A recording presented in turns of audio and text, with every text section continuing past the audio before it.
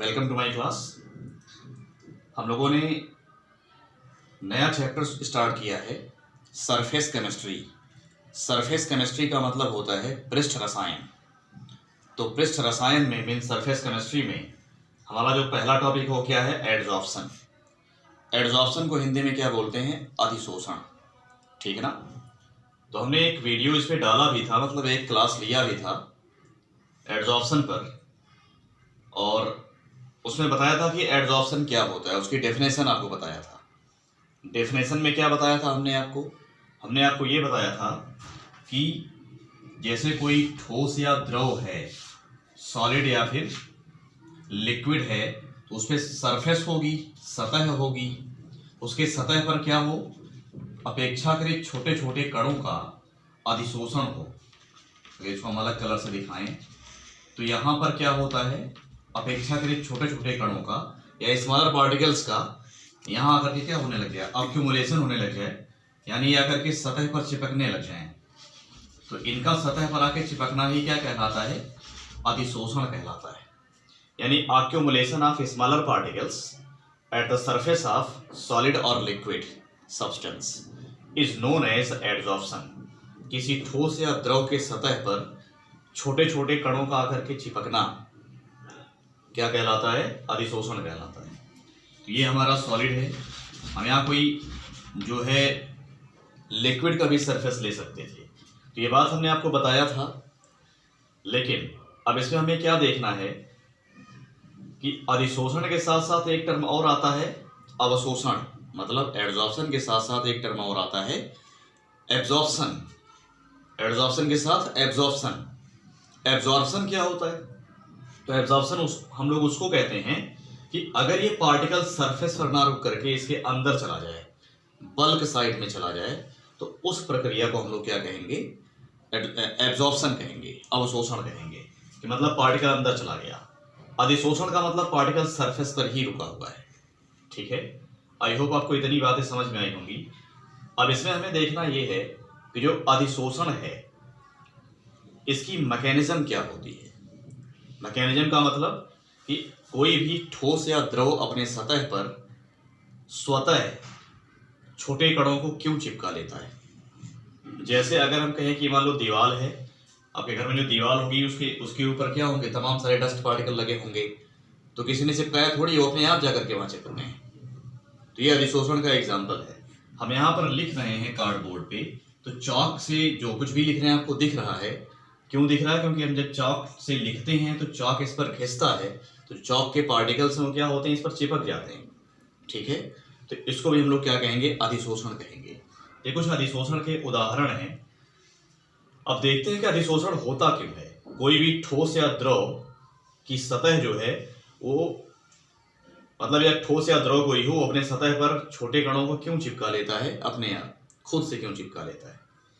तो एक बात क्लियर हो गई कि जो अधिशोषण है या फिर जो एड्जॉर्प्शन है क्या होता है, स्पॉन्टेनियस होता है, मतलब स्वतः होता है। अब यहां पर एक बात देखते हैं, मैकेनिज्म।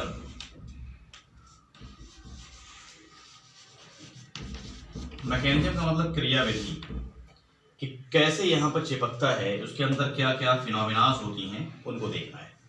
जैसे अगर हम यहां पर बात करें किसी सॉलिड की, जो सॉलिड वहां पर लिया उसी की बात कर लेते हैं।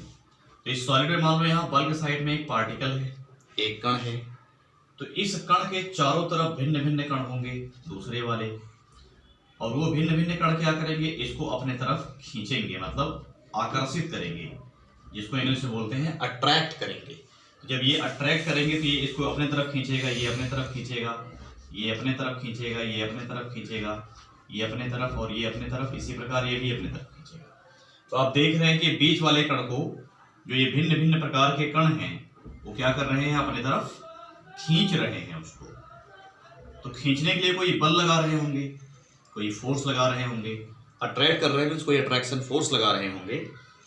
उस अट्रैक्शन फोर्स को हम लोग बोलते हैं इंटरमॉलिक्यूलर अट्रैक्शन फोर्स या इंटर पार्टिकल अट्रैक्शन फोर्स।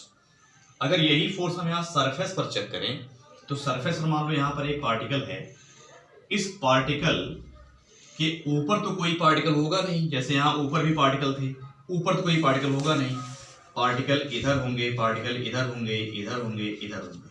तो आप देख रहे हैं कि इस पार्टिकल पर अंदर की तरफ फोर्स काम कर रहा है, मतलब बाहर से अंदर की तरफ। इसलिए यहां जब कोई पार्टिकल आता है, कोई दूसरा पार्टिकल यहां से, जो छोटे छोटे तमाम सारे पार्टिकल, अगर कोई पार्टिकल यहां आता है तो इसको भी क्या करता है, ये अपनी तरफ खींच लेता है। ठीक है, तो इनवर्ड फोर्स, या बोल सकते हैं कि अंदर की तरफ जो फोर्स काम कर रहा है, उसी की वजह से सरफेस के आसपास जब कोई पार्टिकल आता है तो सरफेस पे आके वो चिपक जाता है, क्योंकि सरफेस उसको अपनी तरफ खींच लेती है। क्यों खींच लेती है? क्योंकि वहां पर इनवर्ड फोर्स काम कर रहा है।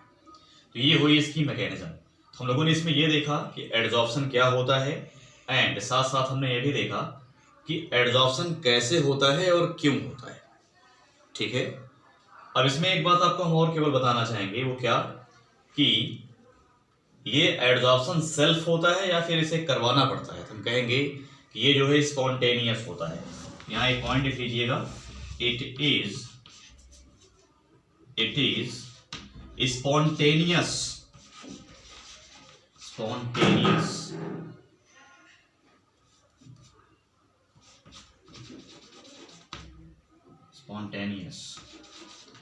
प्रोसेस।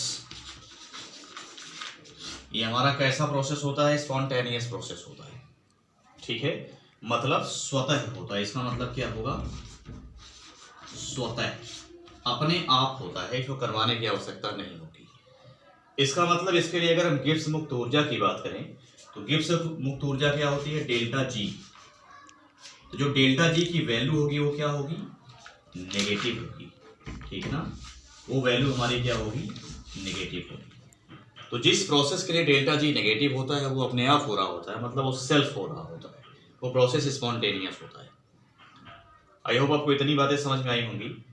तो इस लेक्चर में हम इतना ही रखेंगे, नहीं तो ज़्यादा लंबा लेक्चर हो जाएगा तो अपलोड नहीं हो पाएगा। और इसके बाद वाले वीडियो में हम ये देखेंगे कि डेल्टा जी की वैल्यू नेगेटिव कैसे होती है। ठीक है, और ये भी देखेंगे कि ये प्रोसेस एंडोथर्मिक होता है या फिर एक्सोथर्मिक होता है। मीन्स इसके थर्मोडाइनामिक्स की बात करेंगे, इसके उष्मागतिकी की बात करेंगे। ओके स्टूडेंट्स, इस क्लास में इतना ही। Thank you.